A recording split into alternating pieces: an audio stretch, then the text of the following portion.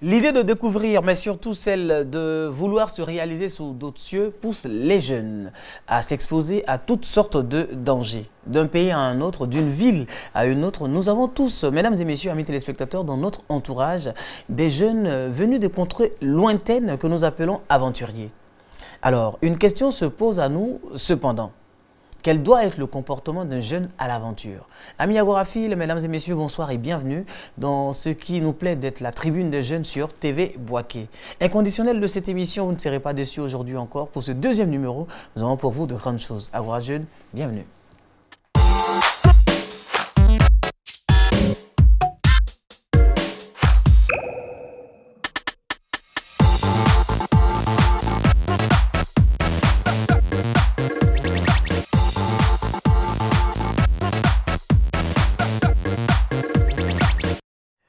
Bienvenue dans cette émission, amis téléspectateurs, chers agoraphiles. Si vous venez de nous prendre en marche, vous n'avez encore rien raté car nous sommes au début de cette émission. Et puis le thème qui a retenu notre attention aujourd'hui, c'est celui-là. Jeune à l'aventure, quel doit être mon comportement? Jeune à l'aventure, quel doit être mon comportement? Et sur ce plateau, nous avons, comme d'habitude, nos chroniqueurs. C'est vrai que certains sont quand même un peu nouveaux, hein, mais ils arrivent quand même très facilement à s'adapter. À l'image de Serge, qui est coach en développement personnel et donc chroniqueur sur Agora Jeunes. Il est doctorant en sociologie. Voilà, et on va arrêter de faire cette présentation là très bientôt, comme c'est encore nouveau. Hein. Alors Serge, comment tu vas? Oui, ça va super bien. Et chez toi? Oui, ça va super bien, super bien. Ravi de te retrouver. Moi également. Okay. Et puis les téléspectateurs te regardent. Oui, nous sommes encore de retour pour leur apporter de l'énergie positive, pour leur apporter cette pulsion qui va leur permettre d'avoir de l'avance sur leur temps et puis surtout de devenir la meilleure version d'eux-mêmes. D'accord. Et avec toi, la rubrique essentielle, c'est le motivateur. Oui, le motivateur. Aujourd'hui, on va parler de... Aujourd'hui, on parlera de victimisation, d'arrêter de toujours penser que les autres sont à la base de nos échecs, de nos situations d'échec. D'accord. Donc, tout à l'heure, on va pas aller plus loin. Ok. Alors, de l'autre côté, amis téléspectateurs, nous avons la belle Yasmine Touré. Yasmine Touré, qui est étudiante en droit. Et puis, à ses heures perdues, quand même, elle est coach en prise de parole. Mais pour la circonstance, hein, pour Agora Jeunes, c'est notre Christophette Colombe, c'est-à-dire la fille de Christophe Colomb, ou si vous voulez, le féminin de Christophe Colomb. Alors, comment tu vas? Je vais bien, Chris. Et toi? Oui, ça va super bien, super bien. Alors, tes téléspectateurs te regardent, hein? Coucou à tous les spectateurs, à tous les téléspectateurs et restez connectés parce que je vous réserve beaucoup de surprises. Et avec toi, c'est Richesse du Monde. Exactement. Richesse du Monde, cette rubrique-là qui nous permet de découvrir les lieux mythiques de ce monde ou encore les personnages qui ont marqué de leur empreinte hein, de façon positive. Exactement. Ok. Et aujourd'hui, on va parler de... Aujourd'hui, on va voir un lieu touristique et je préfère garder la surprise. D'accord, on espère que la surprise sera bonne pour nous et également pour vous, amis téléspectateurs. Et puis lui, c'est un habitué de cette émission, vous le connaissez déjà, on n'a pas trop besoin de le présenter parce qu'il se présente tout seul. Voilà, il est sur ce plateau comme le perturbateur parmi les chroniqueurs, on ne sait pas quoi faire avec lui, mais finalement on est obligé de toujours marcher avec lui. Esprit, comment tu vas? Voilà, c'est comme ta paire d'hôtel, un pied gauche, un pied droit, mais tu es obligé de me porter pour aller dans la douche. Donc c'est comme ça. Voilà, donc comme tu l'as dit, voilà, je vais à pied quand je n'ai pas de transport, quand j'ai transport, je monte en voiture. Donc ça va très bien. Voilà. Et Serge, pardon. Quand tu as parlé là, je n'ai pas ri. Ah bon. Donc Jala, voilà, comme voilà, Jala, je suis venu pour la première saison.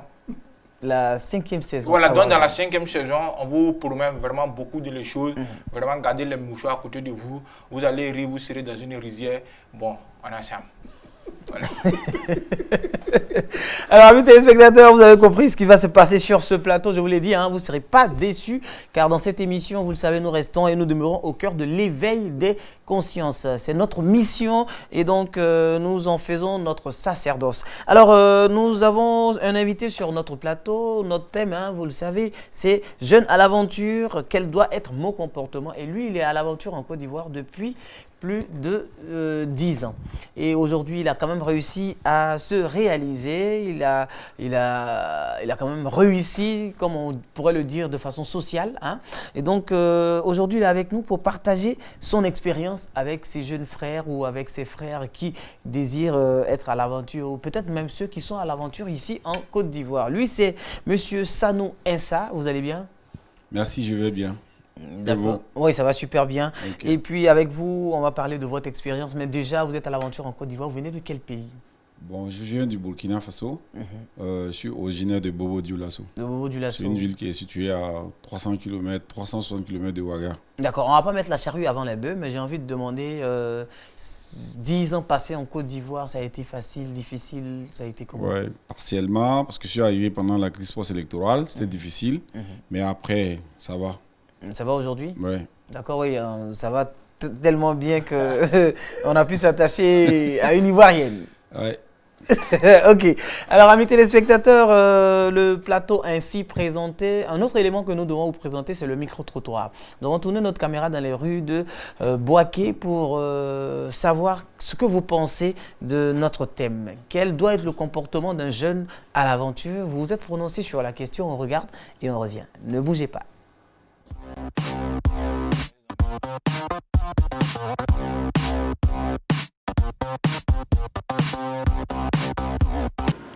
Je pense que les jeunes à l'aventure, comme mon ami l'a dit, doivent rester focus, doivent être concentrés sur leur objectif, leur but, pour ne pas faire des mauvaises choses, pour ne pas s'adonner à des pattes bizarres, telles que la drogue, toutes les pratiques en tout cas qui ne sont pas humaines, je peux le dire. Les jeunes doivent avoir une attitude disciplinée, organisée surtout.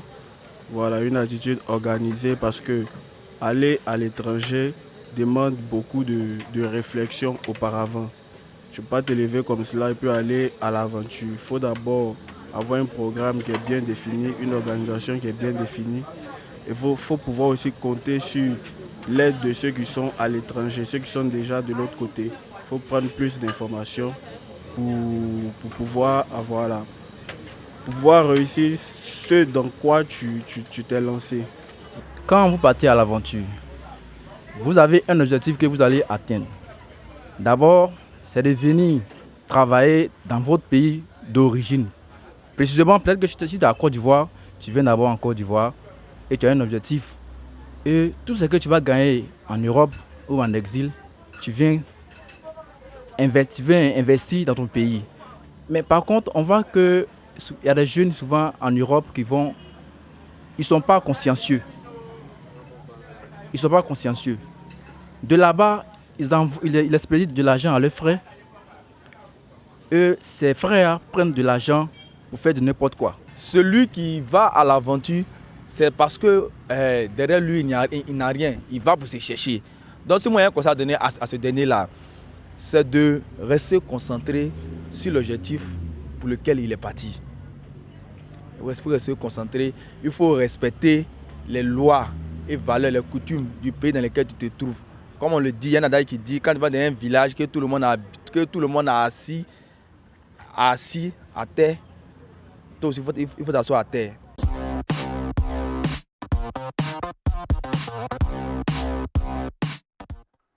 De retour en plateau, merci à Paterne Doumonté et à toute l'équipe qui a réalisé ce micro-trottoir. Amis téléspectateurs, ce sont vos interventions. Bon, enfin, on va dire, pour ceux qu'on a pu avoir parmi vous, ce sont les interventions concernant notre sujet. Alors, sur le plateau, messieurs et dames, on va déjà commencer par définir le thème aventure. C'est quoi l'aventure pour vous? L'aventure, déjà, on dirait que c'est cette volonté-là de quitter notre zone de confort, de quitter notre environnement initial pour explorer d'autres univers dans le but d'avoir une situation meilleure, d'avoir gain de cause, une stabilité économique, sociale et puis bon, aussi, pourquoi pas, politique. D'accord. Pour moi, l'aventure, c'est le fait d'explorer l'inconnu, de quitter, comme il a dit, notre zone de confort, pour avoir de nouvelles choses, découvrir de nouveaux horizons. D'accord. Voilà, comme chacun a sa manière de voir son aventure. Vraiment, l'aventure, vraiment, quand tu attends une aventure comme ça, tu vois en même temps quelque chose de mauvais. C'est bon Mais ça dépend de comment tu te places. Sinon, dans l'aventure, c'est un mot composé. Il y a avant et puis il y a tu. Mais avant, là, de la manière tu pensais à ça, là. Il ne faut plus penser à ça. Va et puis fonce. Peut-être ton bonheur est devant. Voilà, maintenant, si toi aussi tu as eu malheur là-bas, bon, ça, c'est ton problème. Mais c'est que si tu peux trouver ton bonheur, tu peux trouver ton malheur là-bas. Va sur la main. D'accord.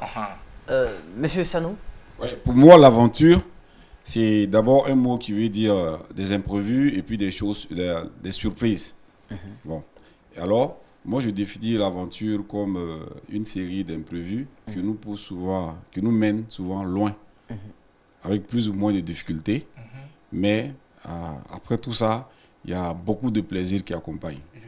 Voilà, donc c'est étude, c'est aller vivre une expérience, dans laquelle on ne sait pas ce qui va nous arriver. Voilà, c'est prendre le risque. D'accord. En un mot, c'est explorer l'inconnu.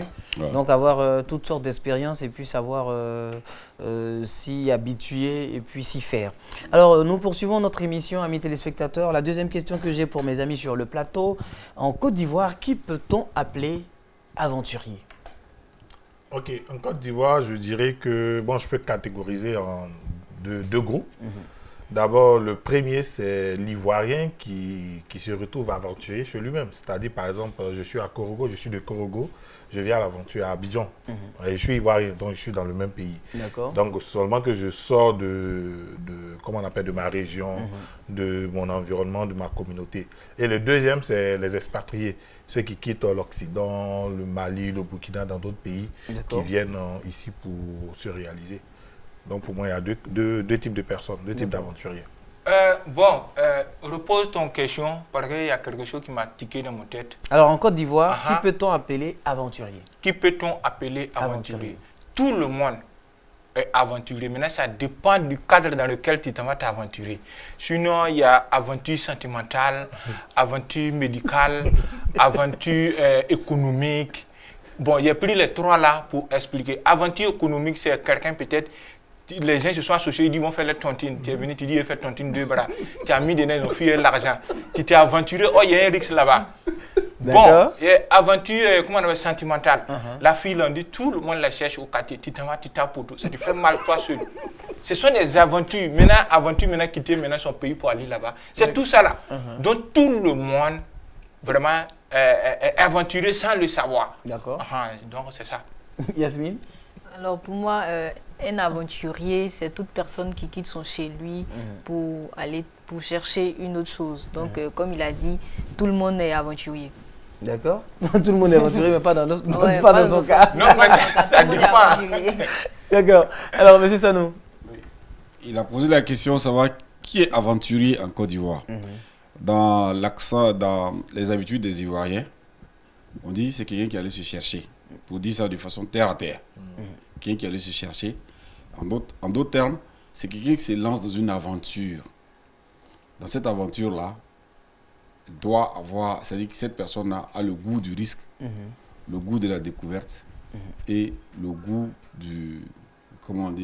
le goût de la réussite. Voilà. Pour moi, tous ceux qui sont à la recherche, qui ont ce goût-là de découvrir, de prendre des risques, de foncer malgré les difficultés, ce sont des aventuriers. Donc, on est venu se chercher. D'accord. Alors après ces réponses, amis téléspectateurs, j'espère que vous avez pris bonne note. Nous allons marquer une petite pause pour passer notre plateau à Yasmine dans la rubrique Richesse du monde.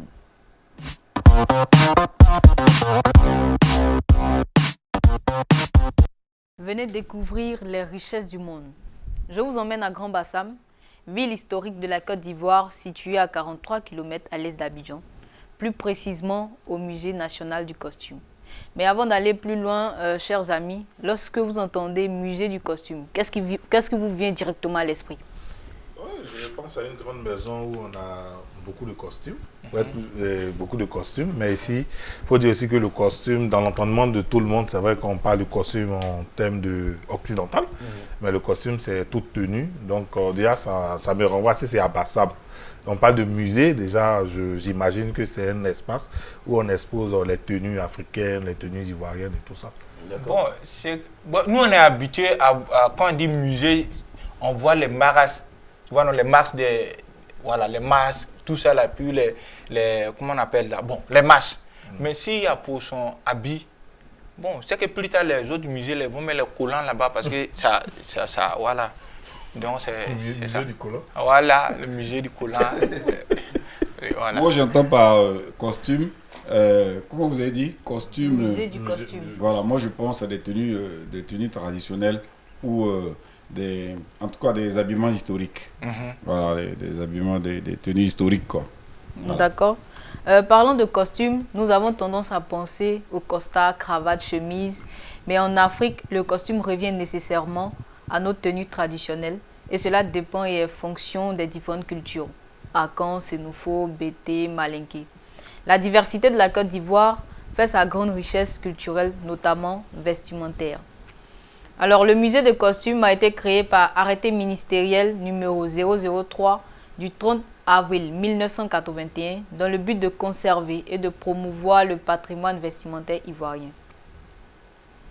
Ne dit-on pas que la culture est l'identité d'un peuple? Si vous êtes passionné de découverte, amoureux du patrimoine ivoirien, le musée de costumes est le vôtre. Ouvert du mardi au dimanche, ainsi que les jours fériés de 9h à 17h.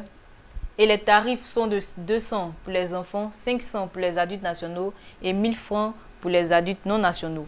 Alors, pour tous ceux qui aimeraient savoir les leurs, découvrir, apprendre le musée du costume, apprendre leur culture, le musée du costume nous aide à conserver et à valoriser notre patrimoine culturel. Allez-y faire un tour. Je vous remercie.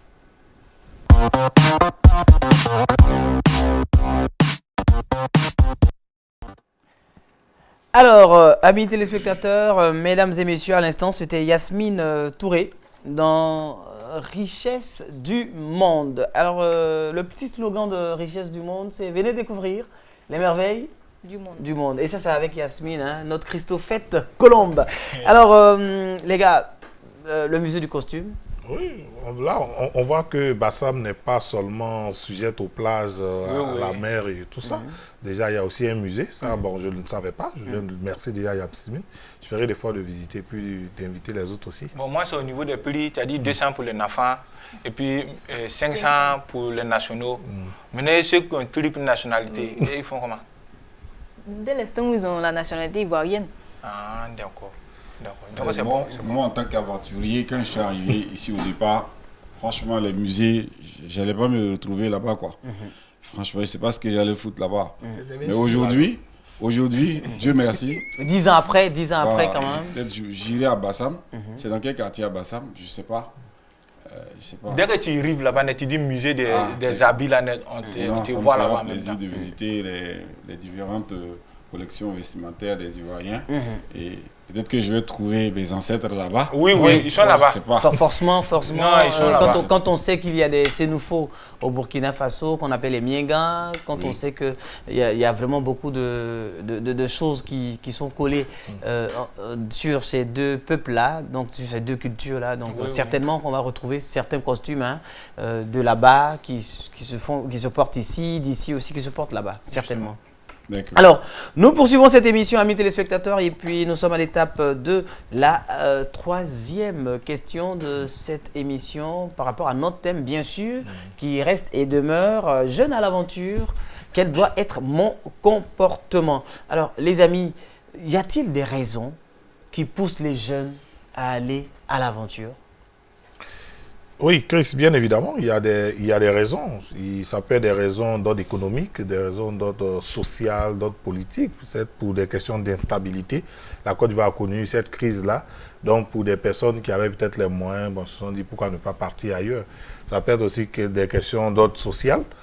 Par exemple, pour un cas de chômage, on se dit peut-être en France, j'aurai plus d'opportunités. En Europe, j'aurai plus d'opportunités. Donc, on se lance à l'aventure. Et puis aussi, ajouter aux questions économiques. Voilà, on se dit que le CFA et l'euro, voilà, c'est pas la même chose. Donc, si je me retrouve vigile quelque part en France, je peux être payé à 1600 € quand on convertit. Déjà, je suis à près de 1 million ici. Donc, pourquoi ne pas tenter l'aventure? Donc, forcément, il y a des raisons qui poussent ces jeunes-là ou ces personnes-là à partir parce qu'il n'y a pas que des jeunes. Il y a même des vieilles personnes qui qui abandonnent tout et qui se lancent à l'aventure. D'accord, de toutes les façons, j'imagine un peu ces vieilles personnes-là qui abandonnent tout pour se lancer à l'aventure. Mais nous, ici, c'est la tribune des jeunes, donc parlons des jeunes. Yasmine. Pour ma part, il y a nécessairement des raisons que je peux qualifier d'autres personnelles et sociétales. Personnellement, les jeunes qui vont généralement à l'aventure ont besoin d'être indépendants, ont besoin de se développer, d'accroître certaines compétences et capacités qu'ils n'ont pas peut-être dans l'endroit où ils se trouvent. Et d'autres sociales, on va dire que la société est conçue comme elle est. Notre société est conçue comme elle est. On voit beaucoup de problèmes, notamment le chômage, l'insécurité, le problème d'insertion professionnelle, tout ça. Donc, les jeunes se disent qu'en allant ailleurs, ils auront beaucoup plus d'opportunités d'insertion. Donc, ils préfèrent aller à l'aventure. D'accord. Bon, moi, avec tout ce qu'ils ont dit tout à l'heure, moi je pense que, bon, je ne néglige pas ce qu'ils ont dit, hein, mais je pense que ce qui vraiment motive ces personnes-là à aller à l'aventure, comme on le dit, parce que moi je ne vois pas ça en aventure, je vois ça en déplacement. C'est la même chose là. Parce qu'aventure, déjà, il y a un petit hic dessus. Parce qu'on se dit, il s'en va risquer sa vie. Donc, c'est pas forcément. Voilà. Bon, c'est la curiosité. Voilà, c'est la curiosité. Parce que tu ne peux pas partir d'un pays de quelqu'un, on ne te met pas dans l'anse-pied pour partir. Tu payes l'argent. Donc, ce qui veut dire, économiquement, tu es assis. D'accord. Maintenant, s'il y a instabilité au niveau de la sécurité, s'il y avait sécurité, tu n'as pas tout cet argent-là dans ton main pour aller payer ton truc, puis venir dormir, tu manges et puis tu attends ton jour pour partir. C'est parce que tout est stable, que ton idée est bien dans ta tête, tout est bien frais, et puis tu as pris ton argent pour partir. Donc, tout ce qu'ils ont cité, tous ces aspects-là, bon, je vois que bon, c'est la curiosité. Parce qu'en matière de curiosité, il n'y a pas fait de l'argent, il n'y a pas fait de temps. Je veux voir clair dedans. Or, nous les garçons ici, bon, tu n'es pas dedans. Nous, les garçons ici, on sait. Mais après, c'est pas un homme aussi, hein? Oui, quand je dis ça, ça va revenir vers elle, sans qu'elle ne sache.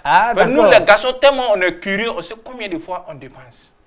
Vous savez, donc la curiosité vraiment nous amène à... Tu sais, je sais, nous savons. Ah, d'accord. Voilà. Voilà, donc, bon, tu veux que je sois clair?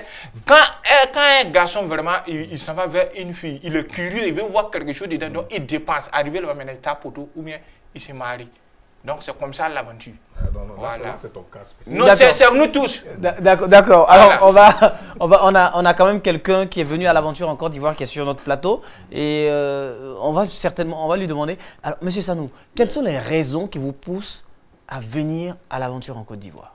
Mon voisin, il a dit en grande partie, il a donné des grandes lignes qui motivent les jeunes à aller à l'aventure. Mais moi, mon expérience, c'est que j'avais envie d'être indépendant, sincèrement. Et puis, je voulais aller découvrir et connaître d'autres mondes, un autre monde, quoi. Et là, apprendre des nouvelles idées, des nouvelles manières de faire. Voilà. Et puis, me sentir vivre, vous voyez, et puis avoir confiance en moi-même. C'est-à-dire être un self-made, one self-made, genre être quelqu'un, je me suis fait moi-même. Voilà, c'est ce qui m'a poussé. Ne rien devoir à quelqu'un. Voilà, c'est ça. C'est surtout ce qui m'a motivé à choisir la Côte d'Ivoire. D'accord. Chris, pardon, je voulais rebondir sur ce qu'il a dit là. Oui. Tu me l'excuses, c'est une question quoi. Indépendant de Burkina, là, c'est quand? Bon, c'est le 6 Voilà. Le 6 quoi? août. Donc, quand on donne indépendance du Burkina, c'est pour tous les Burkinabés. Maintenant, ça, lui, encore, il veut être indépendant. Il n'est pas bon. C'est le 5 août. Non, il sait qu'il n'est pas bon. Parce que quand on donne indépendance, là, c'est pour tout le monde. Maintenant, dans l'indépendance, là, encore, lui veut être il veut être doublement indépendant.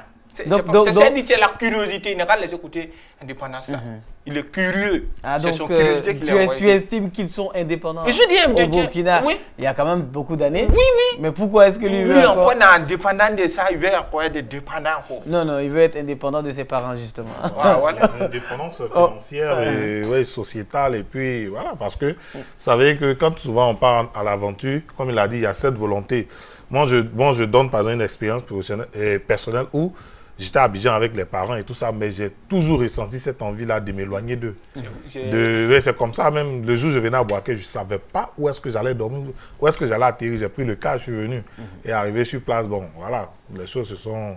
D'un moment donné, il faut prendre le risque. Et puis souvent, ce qui freine les gens, c'est la peur de l'inconnu. On a peur de ce qui va se passer, mais c'est que derrière nos objectifs ne sont pas quand même assez forts. Parce que souvent, je dis... il faut qu'on ait de grands objectifs, il faut que nos objectifs nous fassent peur pour qu'on puisse passer vraiment à l'action. Parce que c'est vraiment l'élément catalyseur, c'est un élément de motivation qui nous pousse à prendre de grandes décisions. D'accord. Alors, non, c'est-à-dire, l'indépendance, quand un garçon dit veut être indépendant, là, c'est quitter ses parents, aller louer sa maison, puis appeler ses petits gars là. C'est tout. Sinon, il n'y a pas autre problème dedans. D'accord. Alors. Un détail. Sincèrement, l'homme n'aime pas rester là où il est. Vous voyez ça, et pour d'autres, c'est plus amplifié, mais pour certains, c'est moins amplifié. L'homme n'aime pas rester là où il est. Explorer de nouveaux. Voilà, donc c'est toujours des gens qui n'aiment pas la monotonie, comme les Sagittaires, qui n'aiment pas les choses, toujours. Au passage, vous êtes Sagittaire? Non, j'ai ma femme qui est Sagittaire. Ah, d'accord. Mais vous êtes de quel signe astral? Moi, je suis Taureau, mais okay. Je ne crois pas trop aussi. Taureau, il ah, d'accord. Ok. On est Taureau, on est collègues. Ah, d'accord. Donc, on met votre troupeau là-bas. Alors, amis téléspectateurs, vous que nous suivez, vous suivez Agora Jeune, la seule tribune des jeunes sur TV Boaké. Alors ici, nous restons et nous demeurons au cœur de l'éveil des consciences, ça vous le savez déjà, donc il est toujours bon de vous le rappeler. Alors, les amis, on a parlé des raisons qui poussent les jeunes à aller à l'aventure. On a même eu le cas de M. Sanou. On a également eu le cas de Serge, qui nous apprend qu'il est aventurier à Boaké, voilà, qui est venu sans rien savoir de Boaké aujourd'hui, qui a réussi quand même à s'intégrer et à devenir directeur d'une entreprise de communication. Déjà, merci pour l'information. De formation surtout. Oui, de formation. Merci pour l'information. Alors, messieurs et dames, c'est quoi le comportement que doit adopter un jeune à l'aventure? Oui, on sait que la jeunesse rime, selon vous, rime avec insouciance et tout ça, mais un aventurier, on a dit c'est quelqu'un qui sort de sa zone de confort, qui part dans un autre univers, donc ce n'est pas le sien. Donc quand il arrive, déjà, le premier élément, c'est de s'adapter, s'acclimater aux exigences et aux règles de cet univers-là. Les règles, les lois, les principes, les valeurs culturelles, sociétales et politiques. Donc, quand vous arrivez quelque part qui n'est pas chez vous, la première des choses ou la moindre des choses, c'est de vous adapter, de comprendre comment est-ce que les choses fonctionnent, les rouages, et puis bon, voilà, de s'aimer votre graine pour qu'elle puisse vous donner des fruits demain. D'accord. Bon, moi, je pense que quelqu'un, il est venu à l'aventure. Ton loi ou, ton pas loi ou, ce qu'il est venu atteindre là, il n'est qu'à atteindre. C'est tout. Parce qu'il n'est pas venu me concentrer sur la loi de quelqu'un jusqu'à et si je ne gagne pas mon argent. C'est ça. Maintenant, c'est quand tu es assis maintenant, tu dis, attends, les lois là même, on dit quoi dedans? C'est là que tu es assis, le ventre à pousser. Mais moi, je viens ici en train de me débrouiller, tu me parles de... Non, il n'y a pas un comportement adéquat. C'est la manière de marcher là. Si tu dois dire ça à quelqu'un, il faut dire ça au mannequin là. C'est à eux, on dit, il faut marcher comment, il faut marcher comment. On est venu pour vraiment se chercher. Quand on se cherche là, c'est-à-dire c'est tous les risques qui sont là, tous les coups sont permis. Voilà, les lois vont venir après. Après que je me réalise. Quand il a fini de me réaliser, il a pensé aux lois. Sinon, nous, on voit ça ici. Il y a des gens même, ils sont assis. Mais quand loi même les voit, même loi même vient dire, ah, tu veux qu'il me comporte avec toi comment? Parce qu'il a l'argent. Tu les as fini en prison. Quelle prison? Fini en prison parce que toutes les sociétés ont des règles, ont des principes. Oui. Donc quand tu arrives, c'est un peu comme aujourd'hui, tu arrives en France, tu n'as pas de papier, demander à qui? Tu ne déambules pas dans les rues de Paris tu vas demander à qui? Oui, non, mais la loi, mais déjà, avant de partir en France, tu t'informes sur la France. Oui. Tu t'informes comment est-ce que les choses se passent. Mais tu ne vas pas t'informer sur la loi. Non, mais c'est tout ça là qui est loi. Quand ta connaissance quitte en France avec puis il vient là, tu dis, ah, Benguele, c'est comment? Oui. Tu lui dis pas la loi, mais il va te dire d'abord, c'est bon, mais là-bas, attention, quand tu n'as pas de papier, il ne faut pas trop errer dans les rues. Mais ça, tout le monde sait, c'est la loi universelle de tous les migrants. Ça, tout le monde sait. D'accord. Mais après ça. D'accord, on va donc passer la parole à Yasmine. D'accord, moi j'aimerais dire que tout le monde sait qu'il existe des lois universelles. Donc en tant qu'aventurier ou pas, même si nous ne sommes pas dans notre pays d'accueil, nous sommes dans un autre pays, on sait qu'il y a certaines choses à ne pas faire, à faire ou à ne pas faire. Mais lorsqu'on va dans un autre pays, on est obligé de se conformer aux règles et lois de l'État qui nous accueille. Parce qu'après, comme il veut nous le dire, c'est vrai qu'on se cherche, on est venu pour se chercher, mais quand même, il y a on va dire quoi, des priorités. On n'est pas venu pour se chercher et après pour finir en prison ou pour être rapatrié et également pour se perdre. On doit avoir notre objectif, certes, mais on doit essayer d'atteindre l'objectif en suivant les règles et les normes. Donc, pour moi, c'est ça. D'accord. Alors, monsieur Sanou, oui. vous, par rapport à votre expérience? Par rapport à Selon mon vous, expérience, c'est quoi le comportement que doit adopter un jeune à l'aventure? d'abord, moi, avant de venir en Côte d'Ivoire, j'ai fait des études de droit.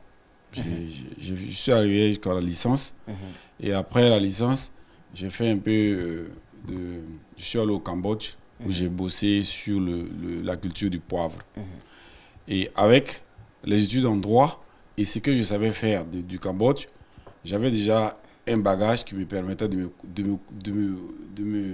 vivre en société, voilà. de me déplacer.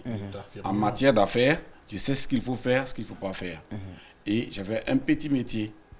Donc, quand j'arrive dans un pays où je sais déjà que les vérités sont universelles, honore ton père et ta mère, tu ne feras pas ceci là, tu ne feras pas ceci là.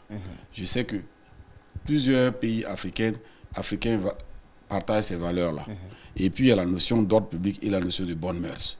Je ne peux pas m'asseoir au milieu du goudron pour faire mes besoins. Vous voyez? Donc, déjà, on se dit quoi?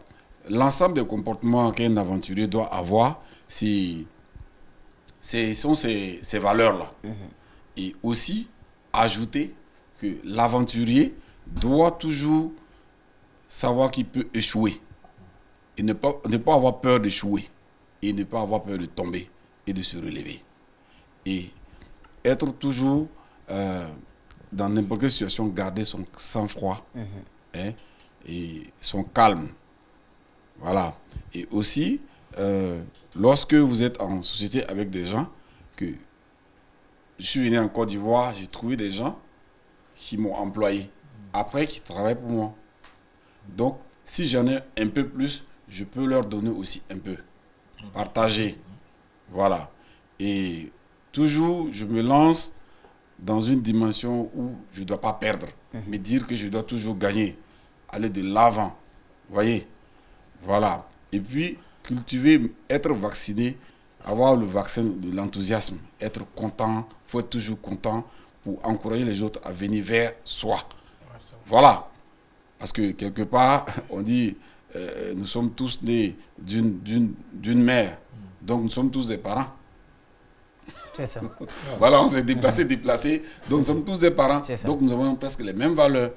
Voilà. Surtout en Afrique. Je ne sais pas si j'ai répondu à votre question. Et vous qui avez fait beaucoup de pays, vous avez fait plusieurs pays, l'aventure, ça a toujours été, ça a été facile pour vous ou est-ce qu'il y a eu des difficultés déjà sur le terrain, malgré ce comportement-là que vous avez? Oui. Ça n'a toujours pas été facile. Par exemple, en Côte d'Ivoire, ici, le 21-24 décembre, j'ai été arrêté par la gendarmerie. Ici en Côte d'Ivoire, Oui, ici en Côte d'Ivoire, j'ai été arrêté par... Ici à Boaké ou... À Boaké, ici. D'accord, ici à Boaké. Le 24 décembre. Et je me rappelle ce jour comme hier. Alors, les gendarmes sont venus, ils m'ont pris, ils m'ont arrêté, ils m'ont appelé Richard. J'ai dit que je ne m'appelle pas Richard. Ils ont insisté que je m'appelais Richard. Comme je m'appelle Insa. En voulant dire que je m'appelle Insa, il y a un qui m'avait déjà fauché. Donc, pour ne pas perdre mes dents et tout, je me suis tué. Donc, ils ont été me menotter au parking ici, derrière le district de police. J'attendais qu'on vienne, on attendait qu'on vienne me chercher pour m'amener à la brigade de recherche. Lorsqu'ils m'ont amené là-bas, il y a un monsieur, lorsqu'on m'a arrêté, j'étais avec un monsieur qui m'a dit que lui me connaît. Et on nous a arrêtés ensemble. Ce monsieur, on nous a menottés ensemble, ma main droite avec sa main gauche. Parce qu'on est rentré dans la voiture, dans le micro, avec sa main gauche. Et arrivé au niveau de la gendarmerie, lorsque nous sommes descendus lorsque les gendarmes sont descendus, ils nous ont laissés dans la voiture. Et ce dernier est en train de me dire, écoute, je sais que toi, tu as un peu d'argent, ça va chez toi. Mais si tu t'amuses aujourd'hui, là, on va faire la prison. Et il y a un gendarme qui est venu vers moi, qui est venu ouvrir la portière de la voiture. Ah, vous êtes en train de vous donner des conseils. Vous voyez? Et moi, je m'appelle Insa. On m'a traité de Richard. J'avais de l'argent sur moi. Bon, l'argent a été pris. Et puis, on allait me mettre dans une maison, dans une cellule, 16 degrés, quoi, en décembre. À ce moment-là, je ne sais pas qui allait venir, parce que je connais personne. Qui va me voir? Et cette nuit-là, personne ne me connaissait. Je ne voyais même pas une connaissance ni quelqu'un qui... Non, non, non, pas du tout. Et ils m'ont mis dans un climatiseur, dans une chambre climatisée de 16 degrés en décembre. Vous connaissez Armata, comment ça cogne. Et moi-même, je me suis senti vraiment humilié, j'étais petit. Et le gendarme me disait, gare à toi si tu dis que tu vas aller pisser, tu vas me connaître ici. Et en son temps, vous faisiez quoi? En ce moment, j'avais eu un petit job où je venais de commencer un nouveau travail, où j'étais responsable commercial dans une structure à Gonfreville. Donc, on ne me connaissait pas. Vous voyez? Donc, cette situation-là, mes patrons même, parce qu'on m'a pris tous mes téléphones. Et le monsieur me disait, lui qui m'a, à cause de qui? À cause de celui qu'on m'a arrêté là. Il dit que, il lui vient de me vendre mes 4 téléphones. Alors, on m'a pris tous mes téléphones. Moi, je ne peux plus appeler. Même les numéros des personnes qui sont gentilles envers moi ici, je ne pouvais pas les appeler. On m'a auditionné le 25 décembre, jour de la Noël. Et ce gars-là se réveille et dit, mais il ne connaît pas. Le même 25 qui se réveille et il dit qu'il ne vous connaît plus. On nous a arrêté le 24 décembre, mais c'est le 25 on m'a auditionné parce qu'on était dans l'euphorie de la fête là. Voilà, donc... Et le 25, lui, il a dormi le 24. Ma femme d'aujourd'hui, là, même celle qui est devenue ma femme aujourd'hui, elle venait me donner la nourriture le 25 décembre et les gens m'ont mangé ça à la porte. Et donc, elle est rentrée avec les assiettes et on trouvait... quand elle est arrivée, elle a trouvé qu'on est en train de m'auditionner et le gars dit que lui ne me connaît pas. Et ma femme était déjà frustrée. Elle dit, mais tu allais faire tuer mon mari. Et puis tu dis, tu es avec lui, c'est toi qui l'as fait mettre en prison. Tu dis, tu ne le connais pas maintenant. Et si on l'avait tué, qu'est-ce que j'allais devenir? Vous voyez? Et moi, je suis là comme ça. C'est à ce moment que je vais prendre la parole. Mon accent fait que ceux qui m'accusaient, qui me disaient, qui m'appelaient Richard, se sont rendus compte que ce n'était même pas moi. En ce moment, j'ai passé la nuit 24 heures. 24 heures. Au cachot. Vous voyez? C'est pas facile. Je me suis senti vraiment humilié, et je me suis senti frustré. Et après, quand je suis sorti, l'argent qu'on avait pris avec moi, je n'ai pas pu avoir la totalité. Je ne pouvais pas porter plainte. Je me cherchais. Vous voyez? Voilà, donc c'est pour dire toujours que j'étais positif. J'étais positif. J'ai une question pour lui. Est-ce qu'en ce moment précis, vous avez regretté le fait d'avoir quitté chez vous pour vous retrouver dans un autre? Pour être en Côte d'Ivoire à l'aventure ici? Vous avez regretté votre acte d'être parti à l'aventure? La nuit, lorsque le climat m'a vraiment glacé. Alors c'est vrai qu'on en rit, mais en même temps c'est quand même une histoire assez émouvante. Hein? Donc un peu de sérieux sur le plateau s'il vous plaît, messieurs et dames. J'ai réfléchi si j'étais à la maison, j'étais chez moi au Burkina. Peut-être que la même nuit là, dans cette gendarmerie là, j'allais avoir un ami, une connaissance qui allait informer mes parents que votre fils est là-bas. Mais au moins tu serais en prison aussi. Mais oui, on saura au moins que je suis là et puis il n'allait rien m'arriver quoi.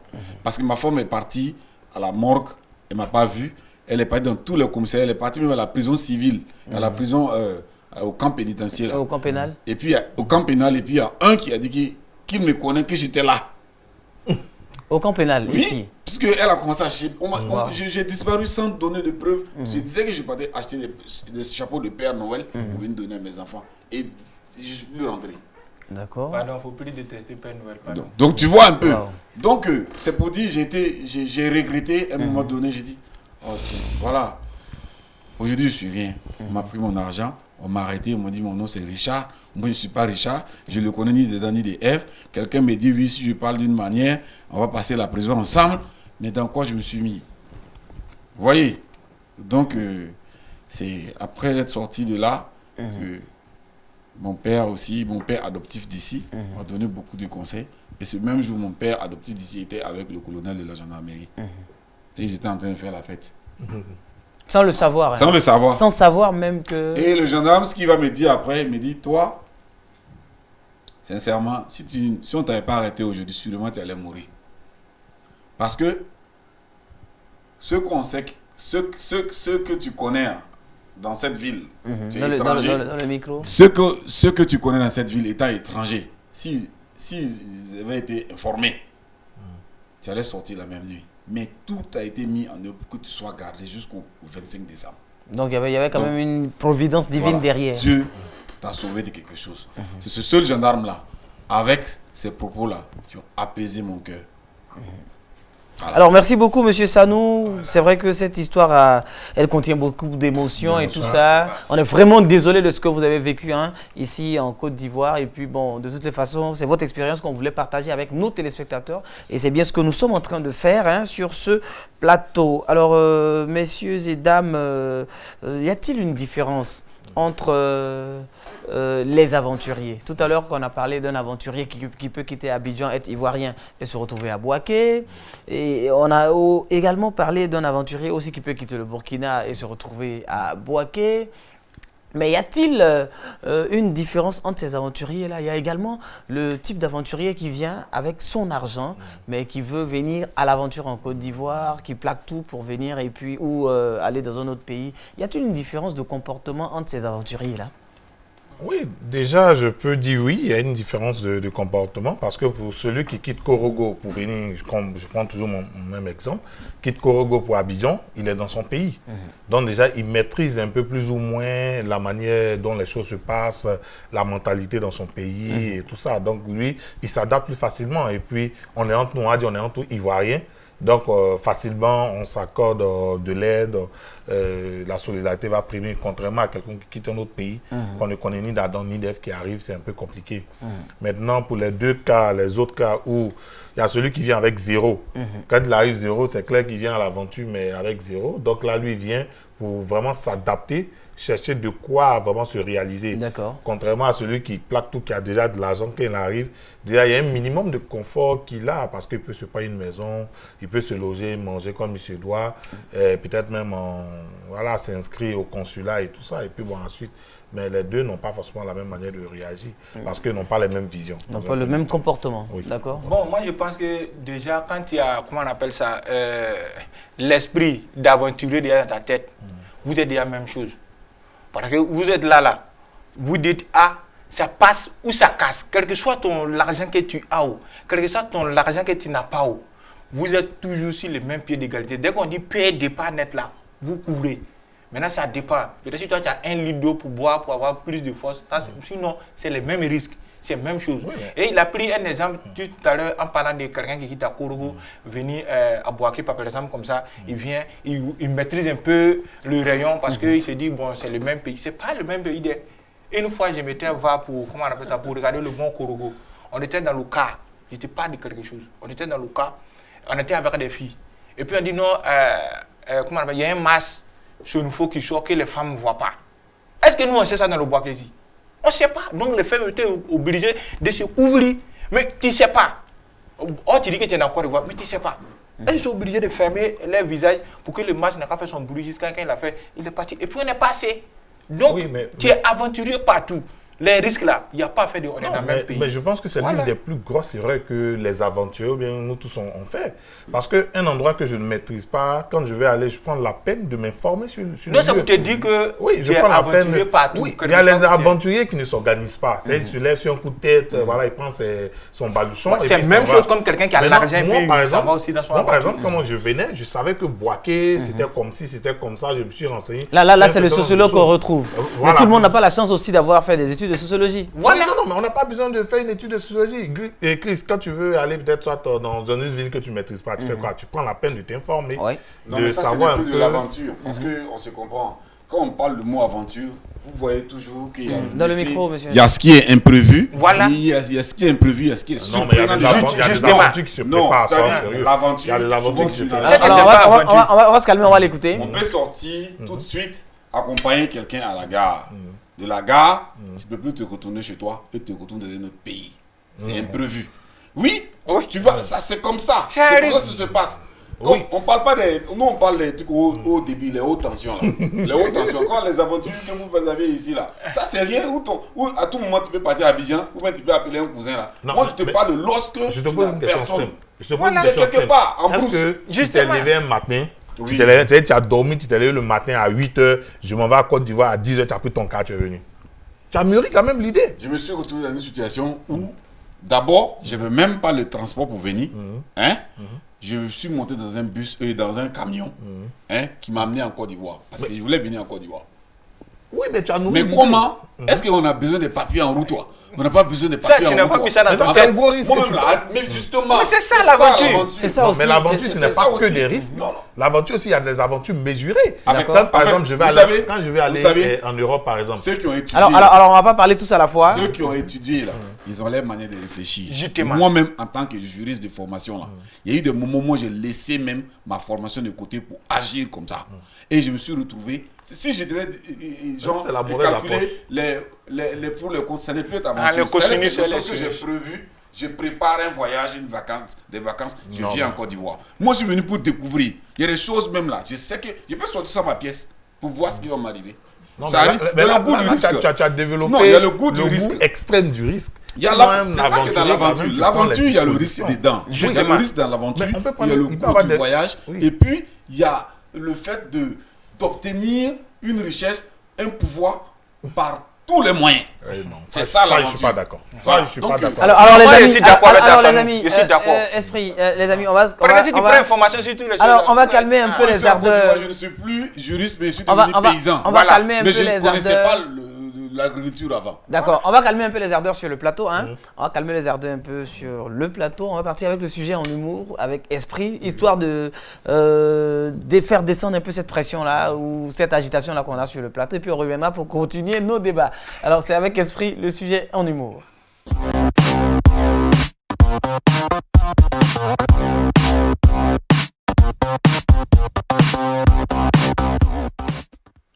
Voilà, tout près n'est pas loin, loin aussi n'est pas tout près. Voilà, Dagba, c'est pas maladie, c'est maquillage. Donc aujourd'hui, vraiment, on est en train de parler d'un sujet vraiment qui me tient à cœur. Moi, mais c'est parce que c'est ma rubrique que je vais vous parler, sinon on va se débattre ici. Bon, voilà quelqu'un comme ça en tout cas, qui s'est cotisé, qui a eu son argent, il dit ça va dans l'Europe. Il est arrivé là-bas, bon, les conditions dans lesquelles il est arrivé, il n'a pas papier. Donc il a un cousin qui lui a dit vraiment, je vais faire un effort pour toi. Il faut rester dans la maison ici. Moi, ça va me chercher. Et si décide, il va cotiser. Je vais faire ton papier pour toi. Il dit, il n'y a pas de problème. 1 an, 2 ans, 3 ans. Jusqu'à, il dit, bon. Il appelle son cousin, il dit, ah, enfin, j'ai eu ton papier. Il vient, il va te donner ça à midi. Donc, je suis en route comme ça. Il est content, il est dans la maison. Parce qu'on dit, si tu sors, tu prends un matin, on t'envoie dans un autre pays où toi-même, tu ne connais pas. Donc, il est content. Donc, il veut tellement se mettre à l'aise. C'est là, il est parti au balcon, il a mis pâte sur son boros. Il est en train de se brousser. Il ne sait pas qu'est-ce qui s'est arrivé de son bouche là-bas. Whoop, boros l'a cogné dans là-bas. Donc, de l'immeuble là-bas, boros est tombé en bas.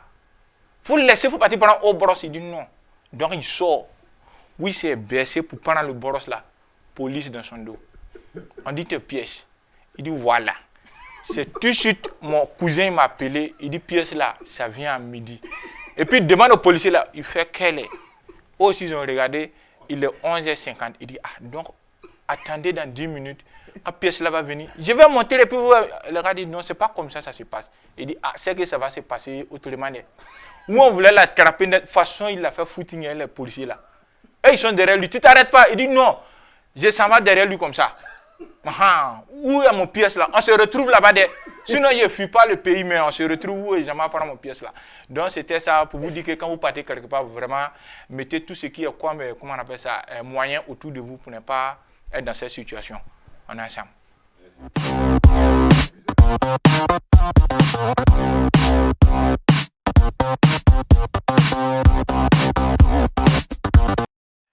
Alors, nous sommes de retour en plateau après le sujet en humour avec esprit.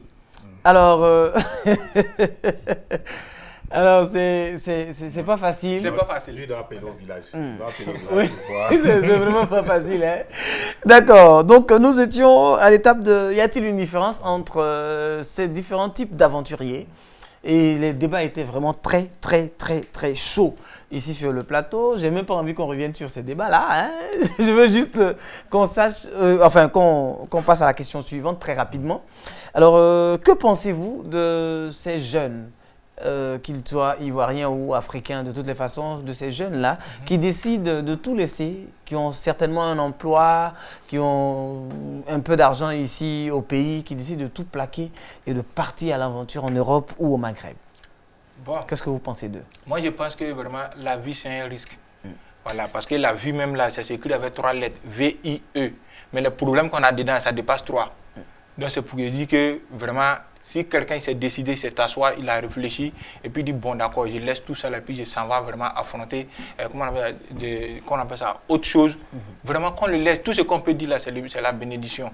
Parce que les gens, quand quelqu'un dit, je s'en vais à l'aventure, là, et ils pensent en même temps à bateau sur le mer là-bas. Non, ce n'est pas tout ce qui est comme aventure, ça va sur bateau. Il y a des aventures où tout cela, mais il passe par la voie légale, mais il s'en va là-bas, il tape pour tout et puis il revient.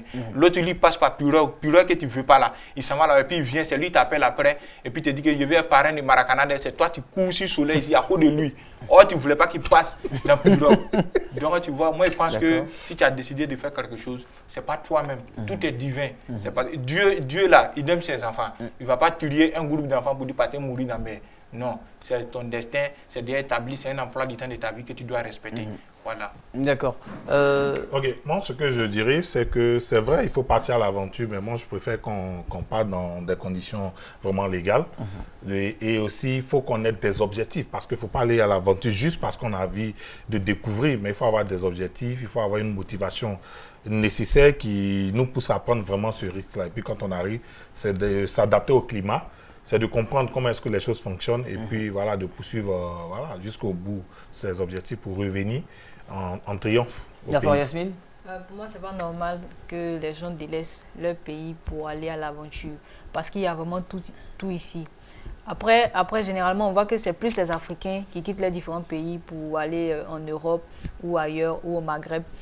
Et ils se disent qu'en Europe, tout est beau, tout est facile, tout est accessible. Juste parce qu'en Afrique, on ne se donne pas les moyens. Vous verrez qu'un papa, un étudiant, quelqu'un qui travaille déjà ici, peut-être comme agent d'entretien, il va se dire que c'est dur de faire de la maintenance ici en Côte d'Ivoire et va préférer aller faire le même boulot là-bas. Peut-être on va dire que c'est encore une question de moyens, le salaire qui est là-bas, mais personne ne viendra développer notre pays pour nous. Ce ne sont pas les Européens qui vont quitter, qui vont laisser leur pays pour venir développer notre Côte d'Ivoire. Donc, je pense que c'est à nous de faire le nécessaire pour pouvoir développer notre pays. Donc, je ne vois pas l'intérêt de... D'accord.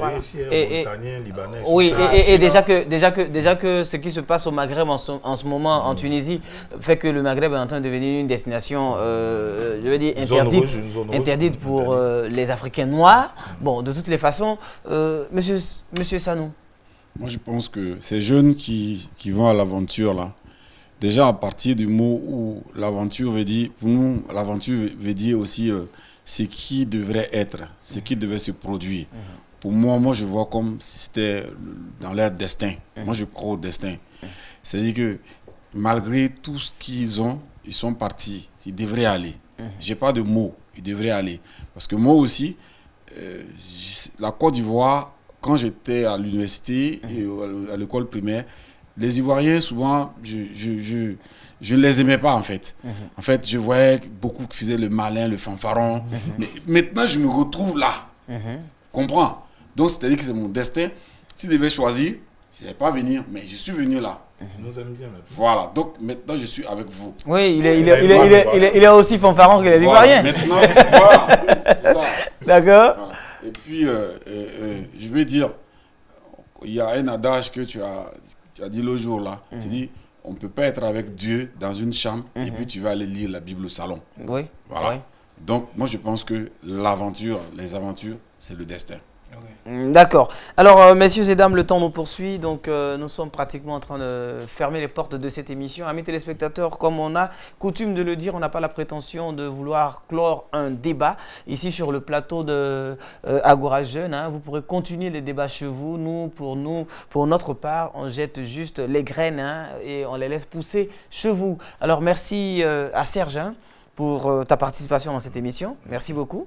Et puis, merci à monsieur Sanou. Merci infiniment d'avoir répondu présent à notre appel et puis merci d'avoir partagé avec nous cette belle expérience. C'est vrai que par moments elle était très émotive, mais merci beaucoup. Et puis merci à Yasmine, voilà. Merci à Esprit. Merci. Voilà, et puis amis téléspectateurs, je sais que vous attendez cette rubrique là parce que vous pensez qu'on a fini. On a on est vraiment poursuivi par le temps, mais on ne peut pas partir sans lancer le motivateur. Allez.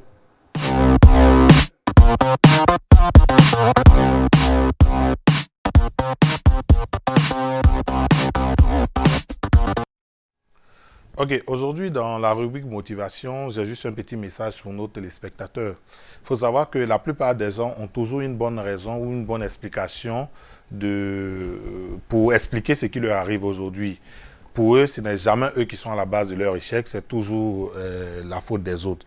Mais il faut savoir qu'aujourd'hui, nous sommes en concurrence avec personne, si ce n'est qu'avec nous-mêmes, nos aspirations, nos objectifs et nos rêves. Et je dirais aux gens qu'aujourd'hui, c'est d'arrêter de marcher avec les mauvaises personnes, d'arrêter de penser que la vie leur doit tout, d'arrêter d'avoir peur de faire des erreurs, d'arrêter de fuir leurs problèmes et surtout d'arrêter de se mentir à eux-mêmes. Il faut savoir qu'on doit être reconnaissant pour ce que la vie nous offre. La vie n'est pas toujours rose, mais il faut toujours tenir dans la tempête malgré ce qui nous arrive au quotidien. Et si nous voulons avoir des choses que nous n'avons jamais pu avoir dans la vie, il faut commencer par faire des choses que nous n'avons jamais pu faire. Et le message que j'ai aujourd'hui, c'est que la plus grande bataille de la vie se mène et se gagne contre soi pour faire de sa vie un chef-d'œuvre. Donnez-vous les moyens de réussir et ne vous autorisez jamais le droit de perdre espoir pour réussir dans la vie. Merci à tous. Et puis, j'aime le dire, quand notre histoire s'écrira, elle nous fera des histoires. Merci.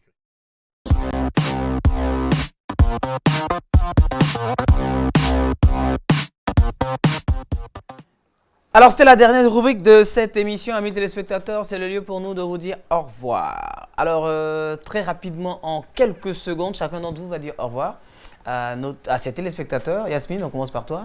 D'accord. Au revoir, chers téléspectateurs, et à nous revoir. D'accord. Esprit?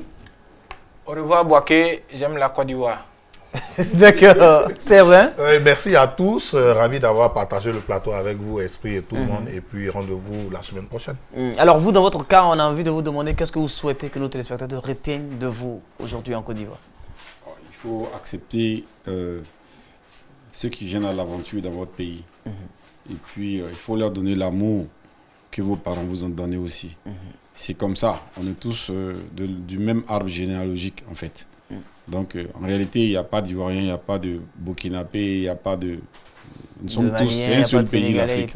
L'Afrique, c'est un seul pays. Voilà, c'est ça. D'accord. Alors, merci beaucoup, Monsieur Sanou. Merci à vous, amis téléspectateurs, de toujours rester fidèles à cette production. Merci à Traoré Allemand, notre chef de plateau, qui travaille dur et très fort pour nous permettre de faire cette émission. Merci à notre chef du département télévision, Monsieur Yeo Zoumana, qui lui également a eu confiance en nous et en cette émission. Merci à toute l'équipe de production de Agora Jeune. Amis téléspectateurs, Agora Jeune numéro 2 pour la saison de 2023. C'est terminé. On se dit à la semaine prochaine pour un autre numéro. Au revoir.